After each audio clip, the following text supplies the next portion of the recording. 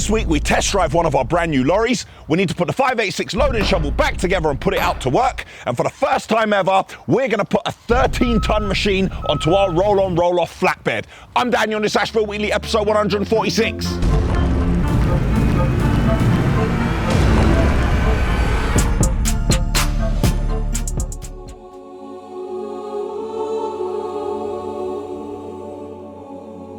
I don't need to say what day it is or where I am, say no more. This is the area I showed you a couple of weeks back when the concrete lorry goes over it and you can see the suspension screaming. Ben at Sever Rail saw Sunday's episode and he said to me, why don't we use the rubber? Here's a picture of the rubber mats that we got delivered a couple of weeks back. They were actually for a crossroad and cars have been driving over it for years. The trouble is people are turning, we have wore down the concrete. We can actually see the rebar. And if we put the rubber mats here, in order to get them to stay, we're gonna have to use countersunk bolts. Don't move, don't move. There we go, see? Spider? Yeah, spider. I saved your life. Yes. We have a survey taking place today. We've had a job accepted, the one I showed you a couple of weeks back that I looked at with the team, and then I brought that client to the £2.8 million penthouse, and somebody asked me a question about deleting comments. Just for clarity and for the avoidance of doubt, Ashville, do not delete comments unless they are racial slurs, homophobic, or they give away someone's personal details like their address or their bank details or any other sensitive information. I don't know what anyone's talking about if they say comments are being deleted. I can most definitely confirm it wasn't us. And the second part of that was people saying that there's certain things which I haven't spoke about of yet, and I always do talk about the rough and the smooth. You are correct. Everything will be spoken about eventually. It just depends when we can speak about it and legally how much we can and can't say. Because we have to remember at the same time, this is a business and I have to operate within the realms of UK law and procedure. So sometimes I can't tell you about something at that present moment in time, but I will be able to do it after. But I assure you, the all will be shared eventually when the time comes. At the £15 million house today, we are bringing in topsoil. That topsoil needs to be moved to the back. Last week, we excavated from the front. We brought as much material as we could to the back so we didn't have to bring in material unnecessarily, and so we could prepare the front area for the turf work. There are little bits and pieces and small cuts and bits of snagging that need to be done with the tiling. And more excitingly, the polished plaster guys are there. They're gonna make a start doing the bench and doing the small upstand wall next to the pool.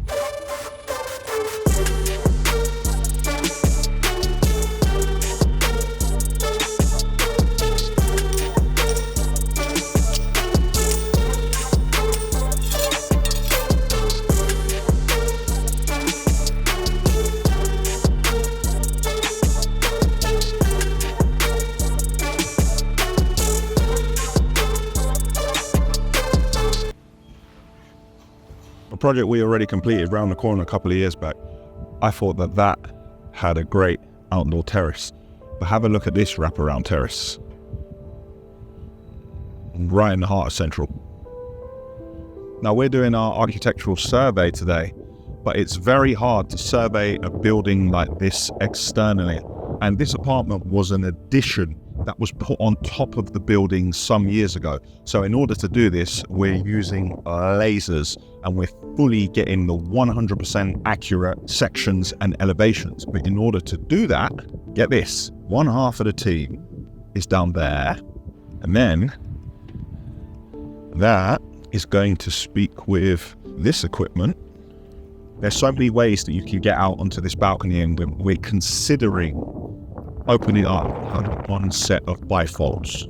We're considering, but we need to work out the internal layouts first. This is great. Like, I really like what they've done here. It's in keeping with the character in the area and it looks very traditional. But repairing this or doing this again with the price of lead at the moment, other than the traffic and the parking and the congestion, I love being in Central. It's inspirational. And every time you look at the London skyline, you always see a crane, BT Tower. Lovely apartments here. Look at this. Imagine being the stonemason contractor that did that work.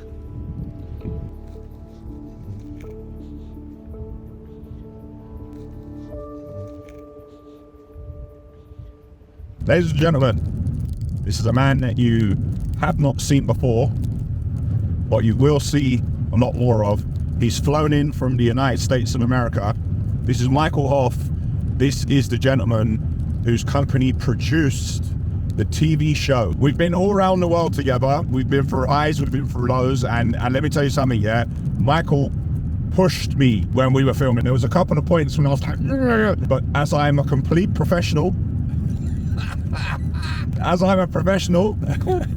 I said nothing, and I did my job. Yeah. So You did. And you did a great job. there we go. We'll let them decide what they see. Like a global hero. Oh, all right. Okay. A global hero, see? Yeah, yeah. That's the next show. It's called Global Hero. So you got a guy who's just fixing tires all the time? All the time, full time. I hear you're the Zen tire master. What's the secret to your success? Everyday hard labor and learning. Oh my, that's a... How are we getting on? They're scrap. All scrap. All scrap, yeah. And just so you know, the tyre fitter who was doing Ashville Tyre Weekly, Ashville Tyres, episode 3. this is his brother. So they're keeping it in the family. So this is Ashville Weekly Tyre Fittings episode 4.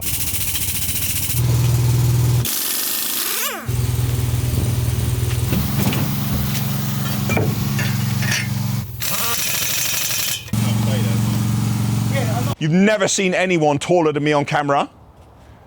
He is 6'7". All muscle. Taryn's dumping off his material because apparently there's a problem with one of the springs. So dump the material off and then we'll get it into Scania to get the spring repaired. How much was it? 480,000. What did it cost to build train tracks? 250. They come into the yard here. They go and weigh themselves there. Yeah. They park here. This big monster of a thing here loads the trucks. You drive back onto the weighbridge and then you go through here and you go over that, and that blasts water and cleans the wheels as they leave. All of this, I built all the bays, reinforced steel, sprinkler systems, full CCTV, full lighting. Different material. That's a Type 1 MOT, is what they use as a sub base when working on the roads. We have sand down there. We have 4 to 20 graded stone for making concrete. Strip one of these so we can see what it's made out of, and then we're gonna probably go 150 mil on the walls. Then we go soundboard, all new glazing, but I want the glazing to be acoustic, so we're gonna have to fit all new glass. But the one over there, which is open, that's gonna be my office, and I wanna fill the whole thing with glass. I need you to investigate the seal at the top. We're gonna leave these here for now, but we're gonna pick them up, put sleepers underneath them, bolt them together and stop the water coming in. We can't make a proper plan in here until we know what we're working with. The most important thing about these containers is that the steel structure is perfectly fine. So everything else around that, we can change it. The early morning meeting in the... You know when you're just wearing it and you don't need to say it because it's here? That's how I'm feeling right about now. If anyone would like to participate in saying it without saying it when you walk into a room, check out thisisashville.com, or if we've got it right, it should be below here on YouTube. The store should be popping up.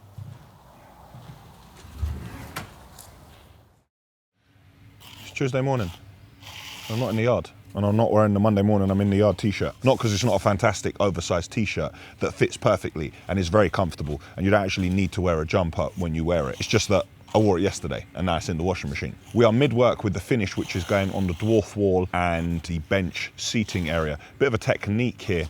If you were to just apply the finish straight onto the dwarf wall, there would be cracks. So what you need to do is strengthen it up. So you apply a primer, then you apply the corner bead with the mesh system. Then you put 2 coats on top of this with a hold stain. I can't even tell you what this is called because it's an Italian product. And then once that's dry, you apply the finish, and then on top of that, you apply 2 coats of a sealer. We're just trying to get as much done as we can because the heavens look like they're about to open up.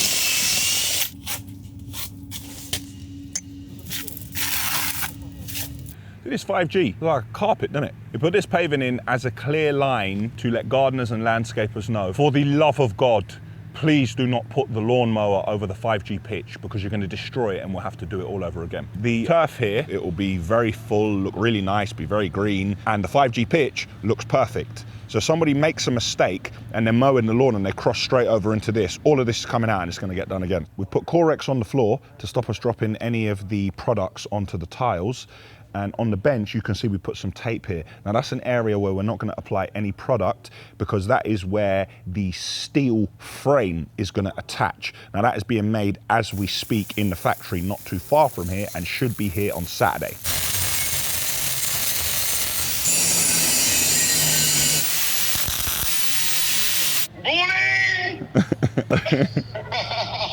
Not quite the client meeting that I had not quite the client meeting that I had envisaged.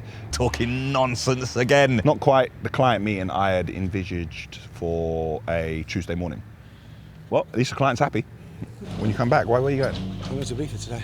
What? Back to Lorries. He hates looking out the bedroom window and seeing us outside working. This is the second time he's having to do this job. We didn't do it the first time, so I understand that it's a bit painful for him to watch us. But I mean, flying out to Ibiza ain't bad, is it? It's not too shabby. No. Where did it all go wrong? I am actually recording on the DJI that I left in Espanyol last week. The lads at the rental car place in Valencia gave it to the DHL, so I am very thankful for that. Thanks a lot. Just realised I've been rushing around so much, I haven't actually spent any time looking at my new generator, which is a monster bit of kit. This is 800 kVA. Now we haven't had a chance to go round it properly, but Liam's gonna take a look at it. Woo! Look at this. Now this is a nice bit of kit. This was underground, providing power in the tunnels. I know this seems a bit excessive, but on Saturday, the power was taken when we're trying to get weekly out. It's happened a couple of times, and when there's no power, we can't operate the wheel wash, we can't load the lorries with cement, the office can't work, like we just completely fall behind, and like I just can't have that. So we need to take the necessary steps to ensure that we continue to be the masters of our own destiny. Now over there is the diesel tank. When we have a shake up in the yard, when we move everything around and play musical chairs, or we decide to expand this yard, we need to find a place to put this generator in, and then we'll also be able to use our compressor. We can't actually use that at all at the moment because we don't have enough power for it. And another adaptation is going to happen to the flatbed, because as we use it, we learn more and more. Over here, if you see this timber is getting damaged, this is when you're lowering the dipper arm. Either the quick hitch or the ram guards are colliding and causing damage. We do not want the entire base to be steel because it's a lot more slippery. We want the timber.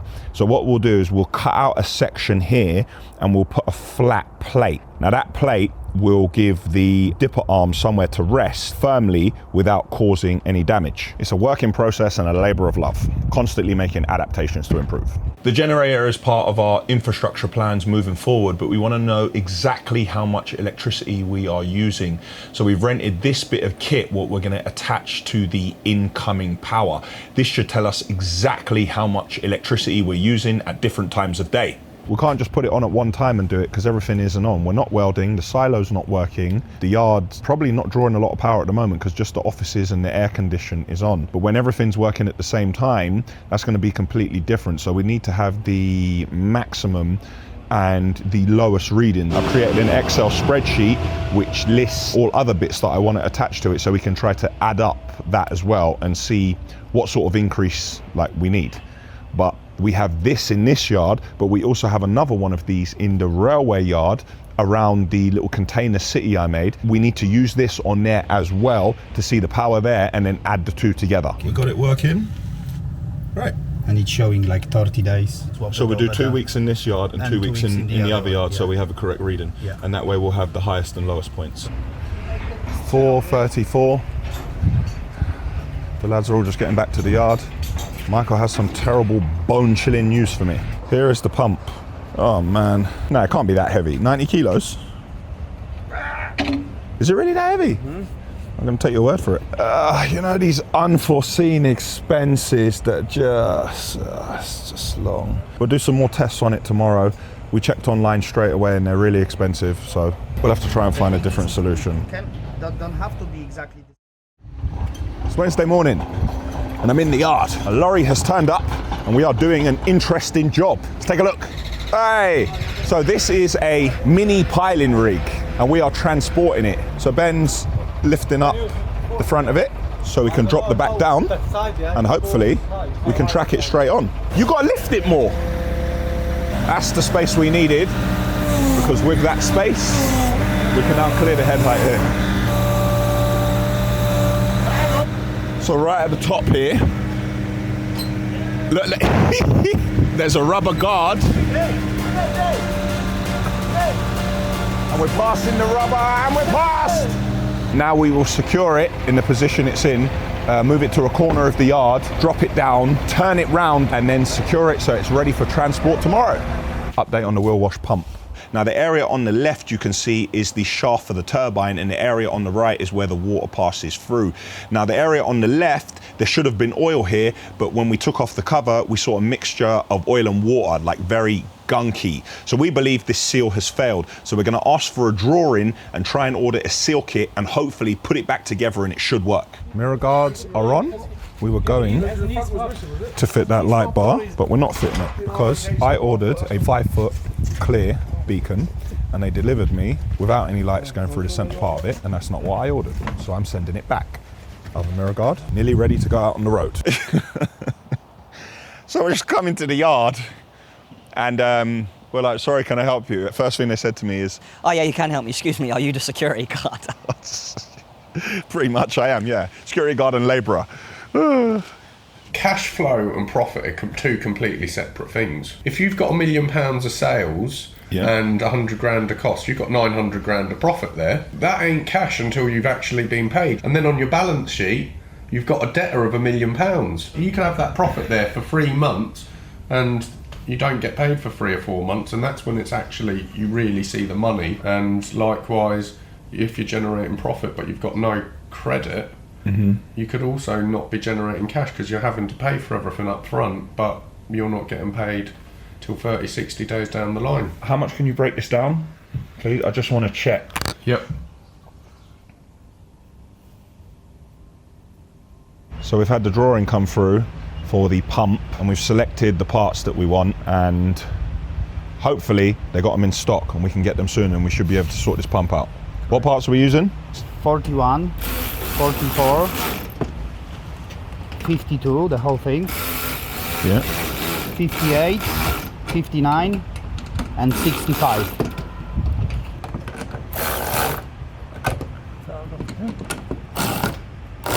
Light bar's on. Just needs to be connected up. Lads are all getting back. Shout out Maddie.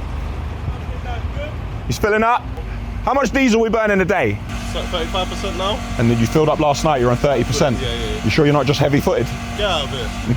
It's a lot of diesel for a grab to be burning in a day, man. Hello.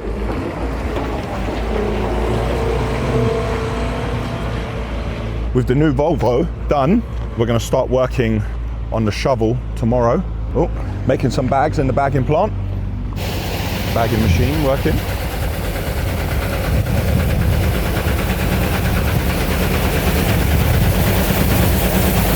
Ben is ready for the morning. So we moved it sideways, ready for transport tomorrow. Now the customer had this delivered to our yard, who has paid us to deliver this to their customer, was worried and said to Terry they thought I would use this machine because I will try and use every single machine I can get my hands on. Now I have no idea what would make them think that.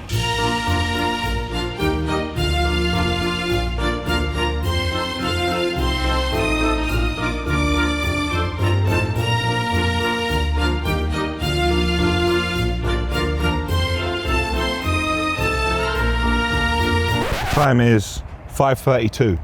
Terry finishes work at 5:30. Oh, now the man managed to get his fishing gear on and his I start work at 6:30, but I was here at 5:32, so I won't bill you for the hours overtime. You can't verify that.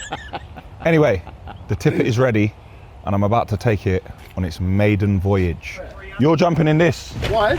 I'm not going for a drive around the road. Yeah, you are. I'm furious. Why'd you keep saying you got things to do? This is what you've got to do. This is important, Tel. Got nothing left. the maiden voyage. It's good that we could share this moment together. What do you mean come and let boy Terry, man? These things take time. Bruv, you got to stop crying the whole time, man. You really got to stop all this crying. I've been fishing since July. Bro, you ain't going to catch nothing anyway. Just be careful as I get round our townie's vehicle. That would actually be the worst case scenario in the world ever. The worst startup. Oh.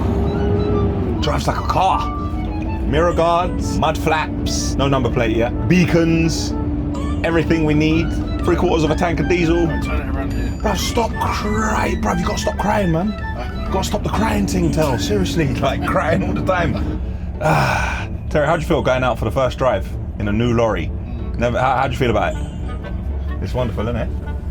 It's a special moment, Terry, that we share together. This is like the time that a man spends with his barber or his physio. This is a special time. You gotta remember, Terry, these moments are golden. This is like when kids are young. Like, you gotta spend time with them because then they get older. We've gone out on the maiden voyage and now we are back in the yard, and Terry has decided he no longer wants to go fishing, and we may go down to central London in the lorry just to show off at Trafalgar Square. Innit, Tel? Yeah, that might happen.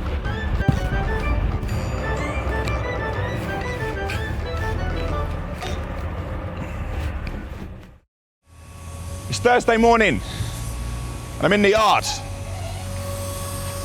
Commercial motor came out this morning. I am very, very, very proud of this. I know it might not seem a big thing, a lot of people won't get it because it's an industry magazine, but I used to stand in the newsagents and I used to read this and they used to say, If you haven't got money to buy it, put it back. and at that point I would quickly try to read at 100 miles an hour, which I wasn't great at, and then put it back and then see if I could come back when someone else was on their shift and then start reading it again. But if I walked into the shop and it was the same person working, then I would just walk past and just look at the front cover. So it's a big deal for me. I'm happy about that.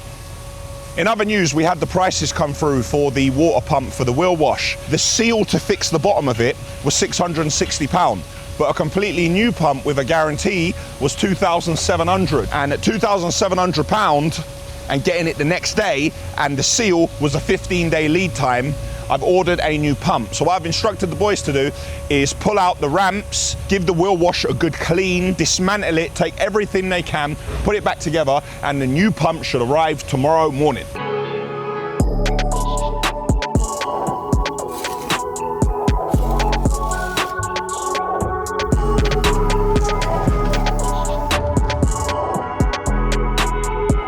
It's busy in the yard this morning. We have a grab going out all with bagged material.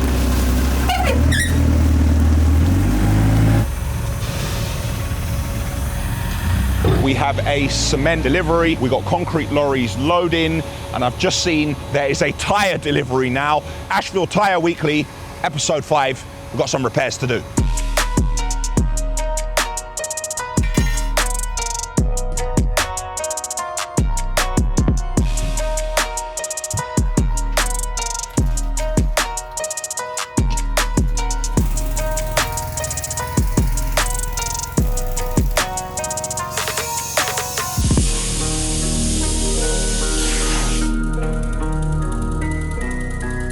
This job could take 10 minutes or could take 10 days. So we're about to put the shovel back together.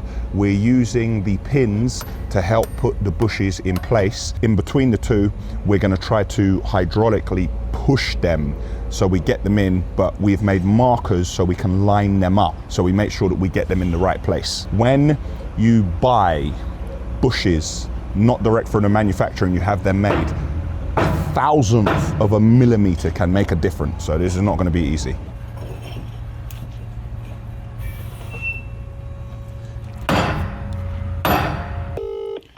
Morning. Good morning, Mummy. And what are you up to? I mean, I'm just trying to do a day's work. What are you doing now? Oh, are these new ones or the ones before? No, Mum, this is a new magazine, not the same one as before. So I did ask questions, you didn't respond. Oh, sorry, Mum, I've just seen you WhatsApped me 30 seconds ago. Yeah, I'm sorry. I was just about to get to it. How many copies do you require? Well, you have a family, don't you? As far as I'm aware, yes, I have a family. That doesn't really answer the question, but yes. 10. 10? You need 10 hard copies? I'm not sure there will be 10, but I'm going to do my best, man. Fine, whatever you can get. Okay, and I will... Auntie Paulette wants one. Auntie Paulette wants one, yes. I okay. know who needs. You know who needs one, And okay. I fine. want one. And you want one, Yeah. okay, of course. Of course. I'm going to frame one for you, Mum, so you can put it on the wall, and you can take down that picture with me with no clothes on from years ago, because I don't look like that anymore, and you can put this one up. All right, I'll try. All Okay. right. Thank you, Mum. We're using the arm of the digger to put up against it, so when we beat it from one side, we don't lose the kick coming out the other side. So just putting the digger arm there means that the pressure goes straight to where we need it to be without us losing the force. Stop! This way a bit. Up there a bit. About to try to get this bucket in place.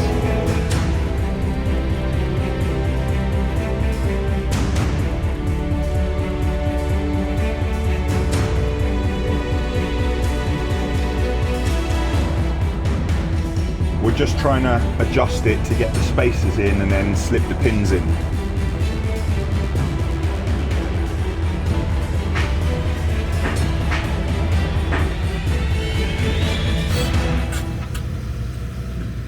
We're using the newly refurbished shovel bucket. We have a fixed ram and we have bushes, and the bucket is considerably heavier. If you want to find out how well it works, you're gonna have to watch the main video, which should be out in about 3 weeks. We've just realized something. This generator, we took the exhaust off it to bring it to the yard, but in taking the exhaust off, we've opened it up for water to get inside it if it rains. So now we need to take the exhaust system over there, put it back and attach it to ensure that no rainwater gets into it. So Ollie's now testing the new loading shovel bucket. We're not getting on too badly with the concrete now. I can see the lorries in and out, in and out, in and out. At the £15 million house, we are officially done with all the earth shifting, and we have finished with the dumper. So Ben's gonna go around in the flatbed, he's gonna collect the dumper, and he's gonna take it round to the refurbishment project.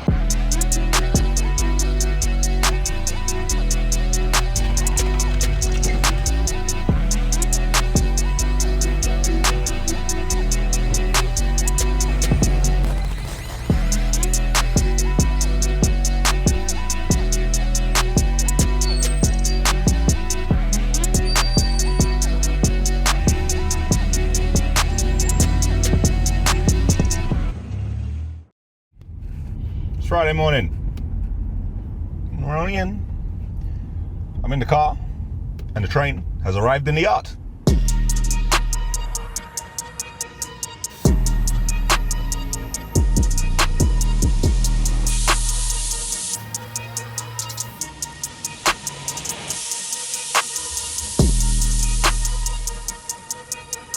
Just had an email through from Sam. I haven't named this project yet. Remember I showed you this project before with the fireplace dividing the room with the vaulted ceilings, and we were moving around the kitchen and creating the outdoor space. When I come up with a name for this project, I'll let you know.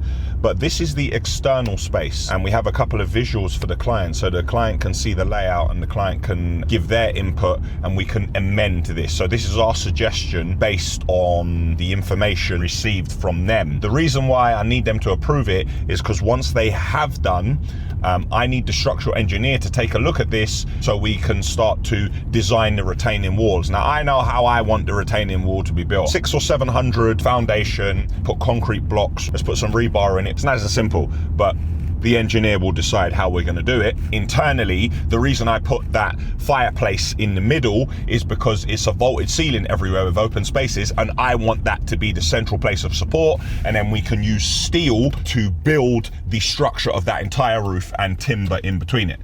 But I'm not a structural engineer. That's just based on my understanding from previous projects and our build track record. Michael, my brother, you are older than me and probably doing a half day. How comes I wasn't on last week? My fans in Ireland got very upset. No, I think you just didn't call me because you had better things to do. Yeah. What's all this new Volvos? Where'd you get the money for new Volvo? What new Volvo? Yeah. News travel's very fast. in the muckaway industry, yeah? Oh, you're talking about my brand new 23 plate tipper that was running around North London doing loads yesterday? Yes, on my manor again. You're getting very cheeky because you've got a few mates around you now. When you get a chance, Michael, just have a read there at the commercial motor. I don't know how you get on the front page. You shouldn't get on the front page. You're only in the game 2 weeks. I hope my video's going in this week of my vintage collection that I showed you. Michael's on the road again. Just make sure you have a read of that commercial motor, Michael. Give me 10 minutes. It won't take long to read. There's plenty of pictures, mate. You can keep up. You carry on. Yeah. Right, hurry up, yeah? I'll speak to you in a minute.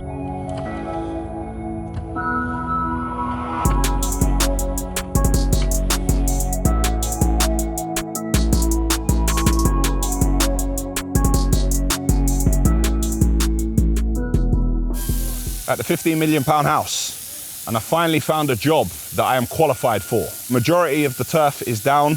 Happy to say yesterday we got a delivery of part of the steel for the bench, but only David and Connor were here. So the two of them had to struggle and offload it together, and they had to put in a session in order to do that.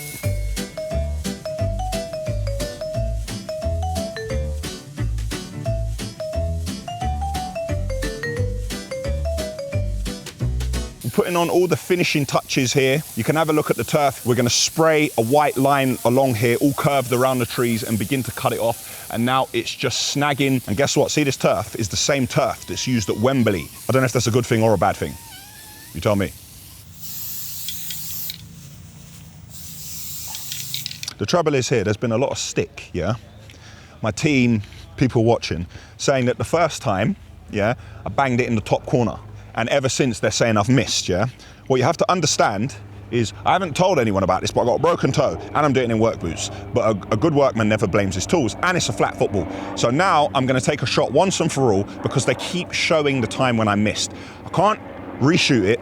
This is the one shot, and trust me, Connor and Ferretti and Hamza will do me no favors, yeah? All right, I need a bit more height on it, but it was on target. That's the most important thing. The keeper would have gone the other way, yeah? I had to side foot it because I got a broken toe. But it went in. Don't try to show the footage, any of the footage of when I missed in a montage.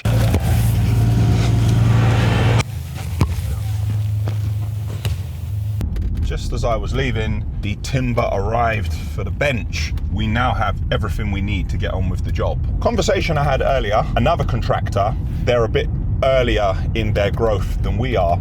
And the gentleman was telling me that people were saying that he was expensive. When you give someone a price for a construction project, they automatically think there must be a way to make it cheaper. What can I take out of it? When they choose a restaurant to go and eat at, they don't say, do me a favor, take the truffle out of it to make that food a little bit cheaper. Prices of everything are going up. Whether someone pays 10,000 or 100,000 for something, they expect the same outcome. Afterwards, when it's not working out, you can't go back for more money, and the person's only gonna say, yeah, well, you shouldn't have priced it at that price. Why'd you price it at that rate? And then it's only you who are then in trouble, and then you're gonna have somebody who believes that by trying to micromanage you and being on your case, they think that that is business. That is not business.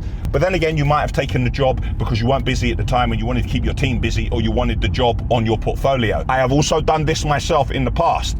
I'm just fortunately not at that stage at the moment. So going back to what he said about being expensive, I said, well, how much did you price it? How much are you making? And I said, you have to be allowed to make a profit, otherwise you're not going to exist. Don't let people tell you that you are expensive and put yourself on a back foot and begin to feel nervous about your pricing. You will be a busy fool. And when you're pricing projects, undoubtedly, there will always be someone cheaper than you, and there will be people more expensive. Like I say to people, if you're getting 10 quotes and you want the cheapest one, I'll respectfully have to decline. Not because I think I'm too good for the job, but for me, that's a race to the bottom. And I want to produce something I can be proud of and hand it over to you, and you're gonna be happy with it.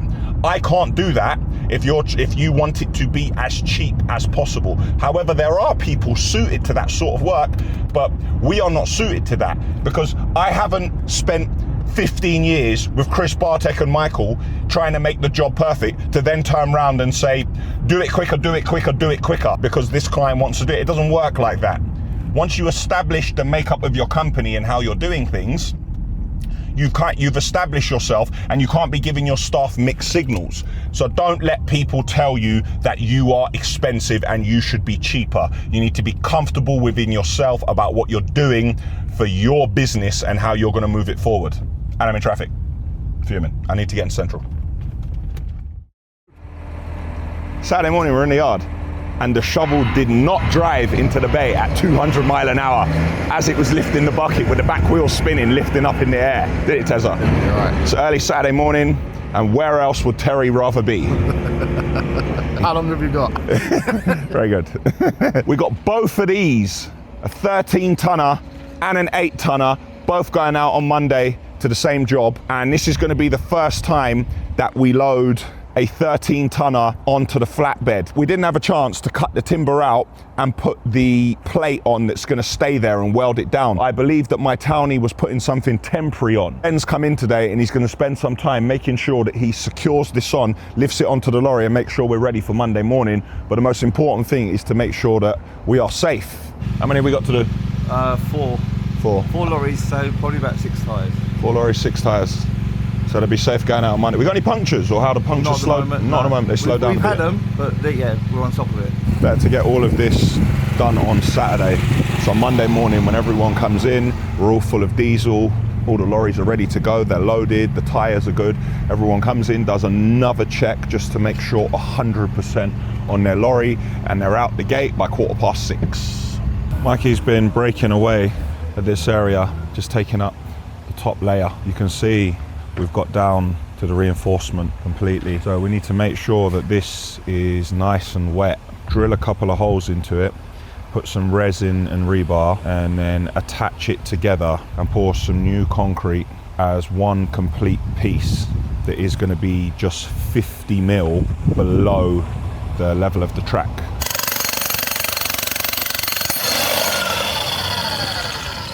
It started raining. Terry's put his new jacket on. What do you think? Stylish? What chinos? What jacket?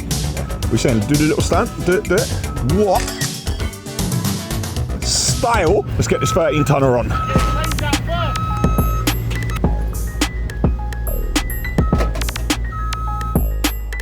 We've measured it now. It's 5 foot to the bottom of the body, and measuring, including everything, it's 17 foot at the moment. If we take everything off and then we turn it round, the machine will be further towards the end and will have more overhang. However, the highest point will then be the top up there, the cage, the boxing ring as Terry calls it, on top of the cab. The motorway bridge is a 16'6", and if we turn it all round and we manage to drop the boom that bit more, we'll be at 16 foot. So we'll have 6 inches to spare underneath the bridges.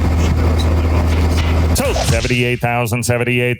Oh, now he was all for selling the Arctics. You were all for it. He was all for it.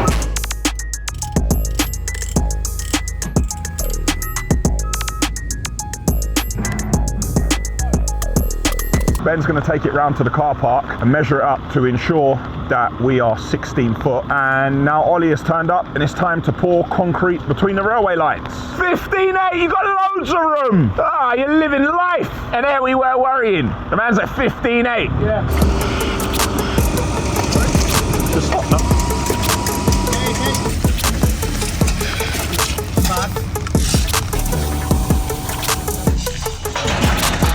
Everyone has left. I'm about to do the same. Concrete is drying. By Monday morning, it will be good. Machine is loaded onto the roll-on, roll-off. Just completed a watch through of episode 145. Connor's going to make the changes on Monday. It was the weekend, but we were working like usual. And that's it for Ashville Weekly episode 146. Click here for the Ashville website. Click here to subscribe to our channel. Click here to see an Ashville video you may not have seen before. And click here for last week's episode, which was number 145.